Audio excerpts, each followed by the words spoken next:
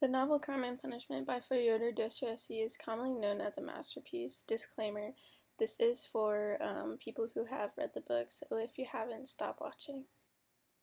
Dostoevsky tends to write about moral dilemmas. This includes people who look like ordinary people but have an urge to explore what they're capable of doing. This murderer's story, told by the murderer's point of view, Raskolnikov, exemplifies the ideas of utilitarianism, nihilism, and intelligentsia. He sees people set apart into two groups, ordinary and extraordinary, with him seeing himself as extraordinary. He believes that he can get away with things that ordinary people cannot. The narrator speaks within a third-person omniscient point of view. It's primarily from Raskolnikov's perspective, but it does currently switch to other characters. Gary Rosenshield points out how the switch between first person and third person within the book can get confusing at times, but it is the point of view that goes with the flow of events the best. I completely agree with this because the flow of the book, although it can get confusing, does definitely need different points of view of different people. Doubling does tend to be a common theme throughout the novel. Raskolnikov either appears through his spiritual side or through his Napoleon side. Svidrigailov kind of reflects Raskolnikov's evil side in that he is the novel's true nihilist. He reflects everything that Raskolnikov has put into his essays. His only weakness is Dunya because he does truly love her, and he does see himself as an extraordinary man so that he thinks he can get away with things that ordinary people cannot, and he thinks that he is better than other people. Sonia is the savior role within the novel. She reflects Raskolnikov's spiritual side. She was sold into prostitution as a little girl by her mother to help make money for her family.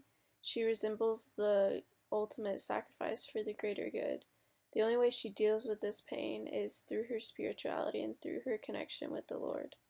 Knowing this, Raskolnikov comes to Sonia with the story of Lazarus. He asks her to read it to him because it was put into his head by Porfiry. Porfiry is like Raskolnikov's intellectual equal. He often challenges him to look within himself. He knows that Raskolnikov is ultimately the guilty one in this murder, but he's trying to get him to confess himself because he knows that the consequences he will face will not compare to the guilt he is feeling right now. Porfiry is ultimately trying to redeem him and help him realize that confession is the only way to rehabilitation. Linda Ivanich mentions in one of her articles that Raskolnikov too can be born into new life, just like Lazarus was. I completely agree with this because this comparison, as John mentions in Lazarus, that he is born into new life, and that's exactly what Porfiry is trying to get him to do. Raskolnikov is torn between his lust for greatness, represented within the Napoleon complex, and his need for absolution, which is represented within the story of Lazarus. As we all know, he chooses to turn himself in, which in the end means that he strives for that absolution, and he strives for that purpose. Because he did choose to turn himself in, his punishments are less extreme, but within prison he struggles with bitterness because it's hard to determine what the difference is between what is good and what is evil. Through Svidrigailov and Sonia, he realizes that his philosophy is not true. Because of those ordinary feelings he tends to feel when he's around Sonia. Sonia frequently visits Raskolnikov within prison, and through her he realizes that he is ordinary just as everyone else. He embraces his spiritual side to rehabilitate himself. She is always there to help him with all the questions he has.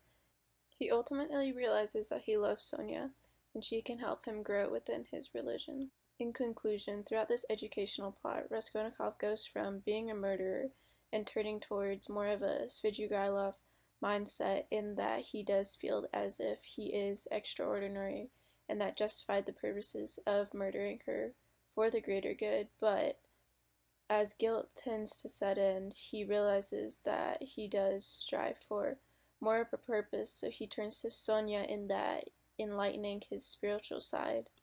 Sonia shows him that through his spiritual side and rehabilitation of his life, he can make up for that guilt that he feels and fill it with something else and more like rebuild his life. In the end, he does prove his theory wrong in that there is no extraordinary people, but now he can focus on rehabilitating himself and growing in his faith with the woman he loves, which is Sonia.